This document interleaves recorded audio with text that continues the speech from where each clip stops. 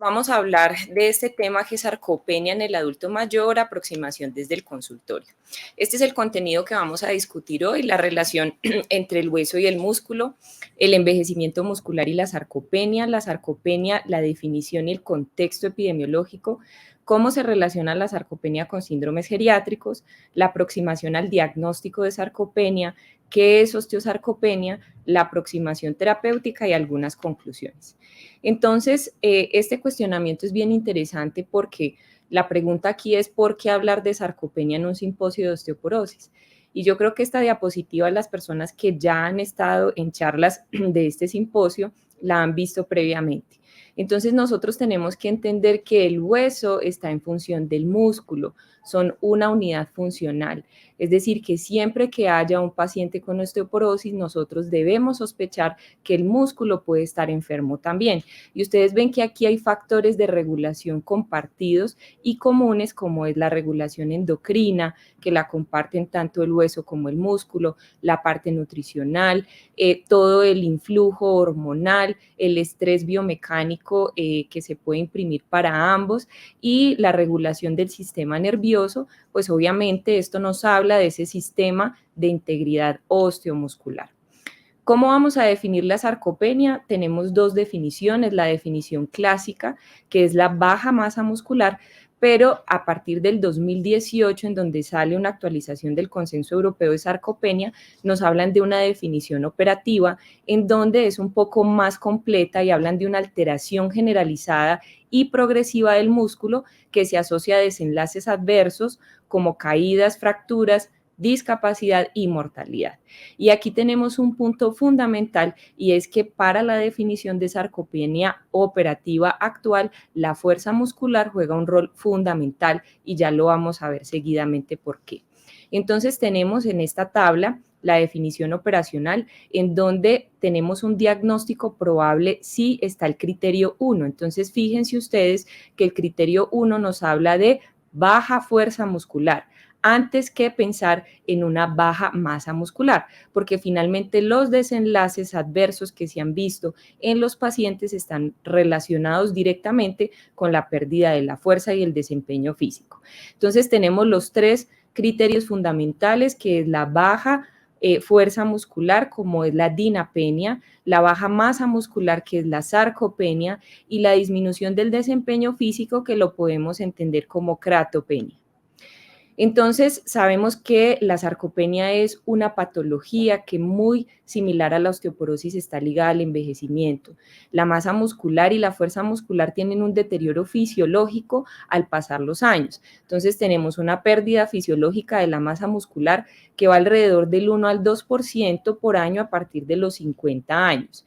Y se estima una pérdida cercana al 30% en los mayores de 85 años.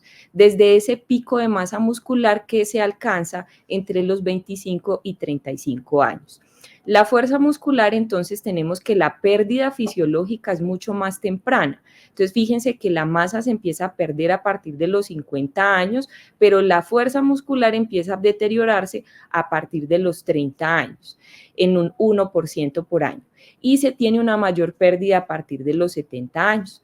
Aquí tenemos todos los factores fisiopatológicos implicados en la sarcopenia. Es muy interesante entender que hay una disminución en la síntesis de masa muscular y esa disminución en la síntesis de masa muscular tiene múltiples factores implicados que van desde una reducción del estímulo anabólico por las hormonas anabólicas que estimulan al músculo, como son, por ejemplo, el caso de la testosterona, la hormona de crecimiento.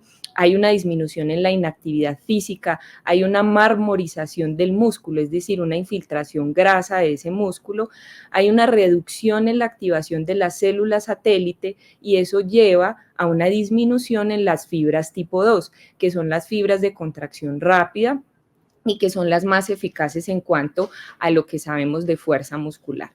Hay un aumento de la actividad de la miostatina y la miostatina claramente sabemos que la miostatina es un factor que es negativo para el desempeño y para el desarrollo de las fibras tipo 2.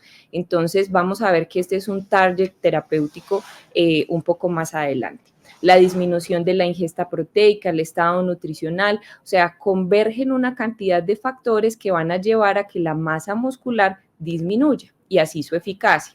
Entonces vemos en esta diapositiva que yo pensaría que todos los que previamente hemos hablado de hueso es muy similar. Fíjense que dentro del desarrollo muscular existe un pico de masa muscular, igual que ocurre como el pico de masa ósea, y ese pico de masa muscular, como previamente les decía, se puede alcanzar entre los 25 a los 35 años. En las mujeres es un poco más corto ese tiempo, para los hombres puede ir hasta los 35 años, y a partir de allí empieza una reducción progresiva de esa masa muscular, de esa fuerza muscular, que si nosotros vemos en la línea roja, que si no hay un buen pico de desarrollo en masa muscular en etapas tempranas, pues vamos a llegar a ese límite de la discapacidad en la adultez mayor, pues mucho más frecuente. Y puede haber desenlaces adversos asociados a la discapacidad por baja masa muscular. Entonces, ¿cuáles son esos factores asociados a la sarcopenia? Ya hablamos del envejecimiento, entonces esos cambios que ya mencionamos, la sarcopenia secundaria que es asociada a la enfermedad, entonces sabemos cómo las enfermedades inflamatorias, como es por ejemplo la falla cardíaca, la enfermedad pulmonar obstructiva, la enfermedad renal crónica, el síndrome de desgaste por VIH, la malignidad, todas estas situaciones pueden llevar a esa reducción de masa muscular. La patología articular por desuso también puede llevarlo, los problemas neurológicos, la inactividad física por sedentarismo, por, digamos que, depresión que lleve también a una reducción en ese patrón de actividad, la parte nutricional, que es un punto crucial en las personas mayores, en donde se combina con el síndrome de anorexia asociado al envejecimiento, y esto pues lleva a una disminución del consumo proteico. Este es un tema súper interesante y es la prevalencia de sarcopenia, porque ustedes van a encontrar en la literatura que depende del punto de corte que se utilice y de la estrategia de diagnóstico que se utilice también. Entonces yo les voy a hablar aquí específicamente de la prevalencia medida por bioimpedancia eléctrica. ¿Por qué por bioimpedancia eléctrica? Porque es una prueba que es más concurrida en los estudios, es una prueba de fácil ejecución, como lo vamos a ver más adelante, y que es muy costo eficaz, diferente a la densitometría muscular, que es un poco más costosa. Entonces vemos aquí, por ejemplo, que en los italianos, en el estudio Incianti, se habla de una prevalencia de 1.2 en hombres, 2.6 en mujeres en ese grupo de edad que ustedes ven en la diapositiva. Llamada, que son japoneses, lo vemos hasta un 21.8% y 22 en mujeres. Velázquez, que son mexicanos, en mujeres entre los 65 y 85 años hasta un 44%. Entonces, fíjense esta variabilidad tan interesante, porque depende de los puntos de corte que se utilicen. Nosotros aquí en Colombia, por la Universidad de Caldas, se hizo un estudio de prevalencia en la ciudad de Manizales en adultos mayores de la comunidad, y se utilizaron los puntos de corte comparativos que estimaba el consenso europeo, los de NANES 3 en población mexicoamericana versus los puntos de corte de Chien, que son coreanos. Entonces, si ustedes ven ahí en la diapositiva la diferencia tan importante en esa prevalencia. Si se utilizan los puntos de corte del NANES 3, hablamos de un 27%, un poco más del 27%. Si utilizamos los puntos de corte de Chien, es del 9.5%. Y esto tiene que ver muy probablemente porque antropométricamente los coreanos son más similares a nosotros. Aquí vemos entonces la relación entre sarcopenia y síndromes geriátricos. Es muy interesante porque sabemos que la sarcopenia es el core de la fragilidad. Entonces, la fragilidad es un síndrome geriátrico, la sarcopenia también, y finalmente dentro de la fragilidad está incluida la sarcopenia y se asocian otros factores, como puede ser lo cognitivo, lo psicosocial, toda la parte orgánica, y que finalmente esto va a llevar a desenlaces adversos, como es la discapacidad, dependencia, pobre calidad de vida, admisiones a hogares geriátricos, mortalidad y aumento de los costos. Entonces vemos aquí cómo el doctor Francesco Landi, que es uno de los investigadores en el mundo más importantes sobre este tema, habla de que toda esa convergencia de esos factores en donde hay estilos de vida sedentarios y todos los que vemos aquí relacionados llevan a una disminución de la masa muscular, a una disminución del desempeño físico, de la fuerza física. Esto puede llevar eventualmente a fragilidad física y podemos tener desenlaces adversos como son las caídas. Entonces, también hemos hablado previamente en conferencias anteriores sobre el efecto dominó en geriatría. Esto es supremamente importante y sobre todo en este tema que estamos tocando acá, que es la osteoporosis combinada con la sarcopenia. Ustedes ven aquí que la osteoporosis pues predispone a las fracturas y si hay un músculo sarcopénico pues va a predisponer a las caídas y finalmente esta convergencia de factores lleva a la discapacidad en las personas mayores. Entonces, ¿cómo vamos a evaluar ese riesgo de sarcopenia desde el consultorio? Muy importante esta parte porque siempre debemos sospecharlo si el paciente presenta signos o síntomas de sarcopenia. Entonces, hay que interrogar en la consulta por la presencia de caídas, fatigabilidad, enlentecimiento para caminar, dificultad para levantarse de una silla, pérdida de peso o de masa muscular. Si cualquiera de estos signos es positivo, el paciente amerita una evaluación adicional.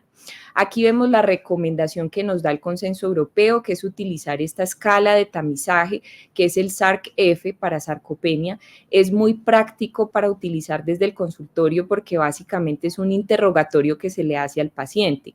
Entonces, ustedes ven que tiene diferentes componentes que evalúan sobre la fuerza muscular, entonces si hay dificultad para levantar o llevar 10 libras, si requiere o tiene mucha dificultad para caminar dentro de una habitación, si tiene dificultad para levantarse de una silla o de la cama, si tiene dificultad para subir un tramo de 10 escaleras o si se ha caído en el último año.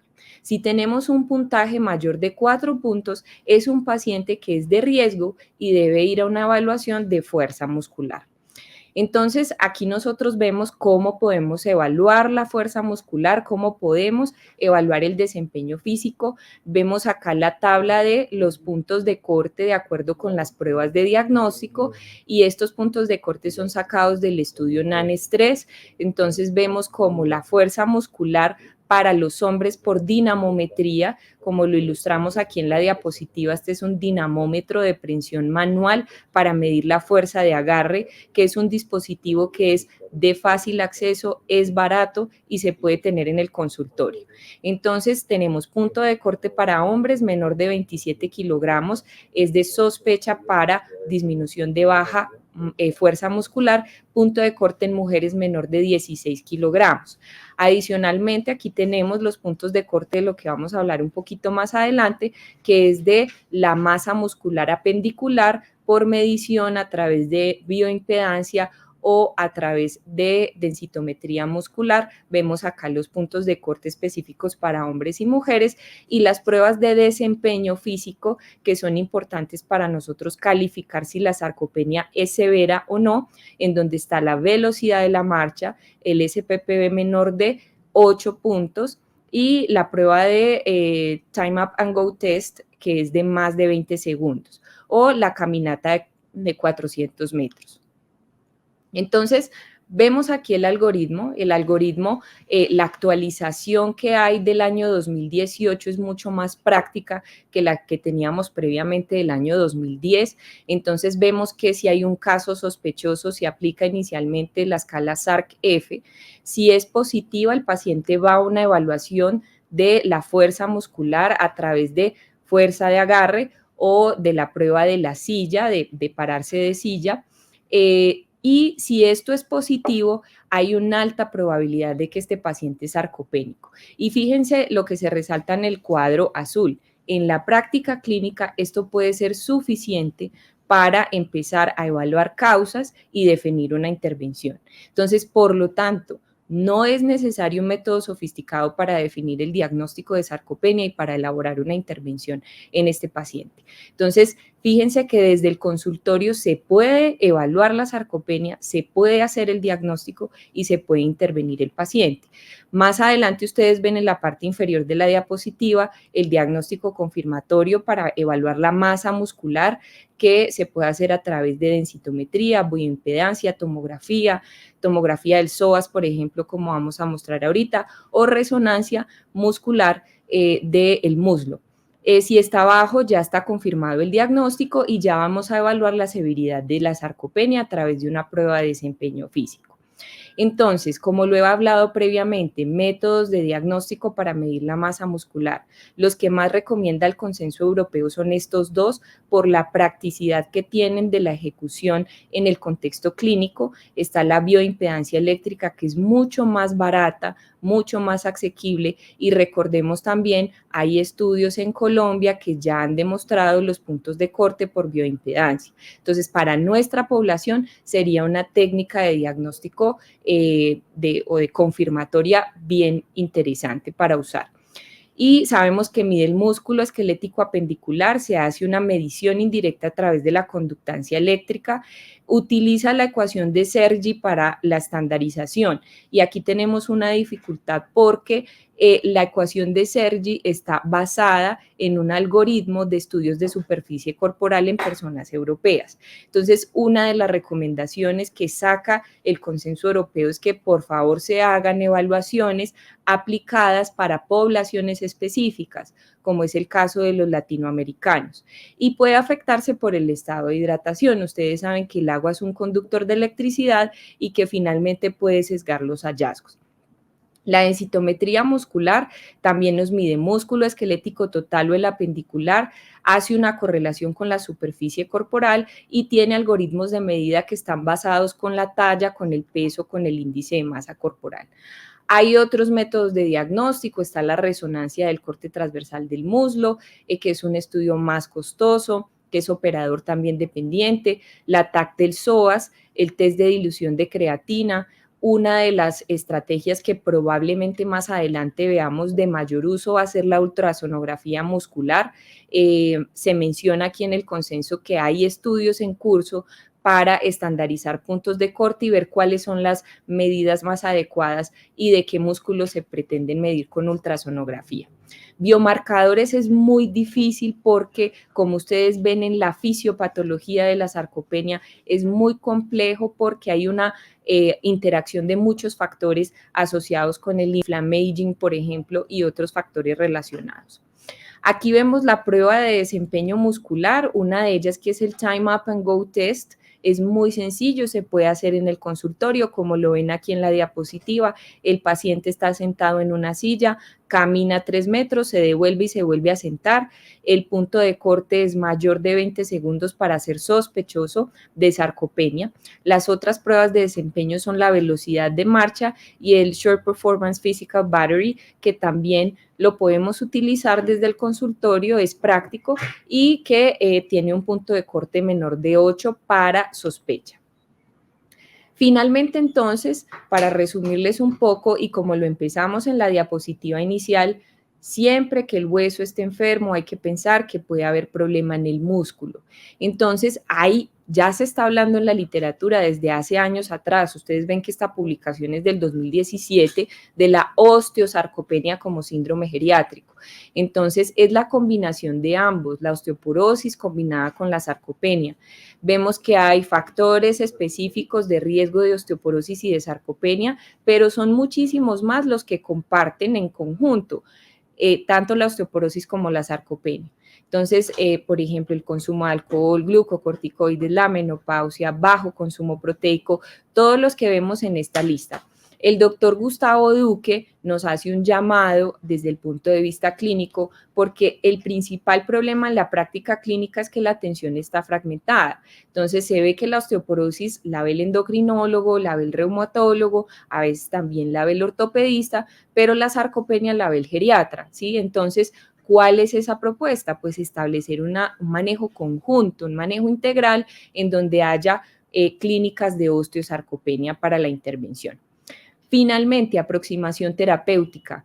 La vemos como principal y la que tiene más evidencia recopilada es el programa de ejercicios de resistencia. Ya hay protocolos específicos de intervención en población mayor, como es el más recomendado, que es el protocolo INCIANTI, basado en el estudio INCIANTI, que es liderado por el doctor Francesco Landi. Es una intervención por 12 semanas con una serie de ejercicios en donde van progresando semana a semana en complejidad.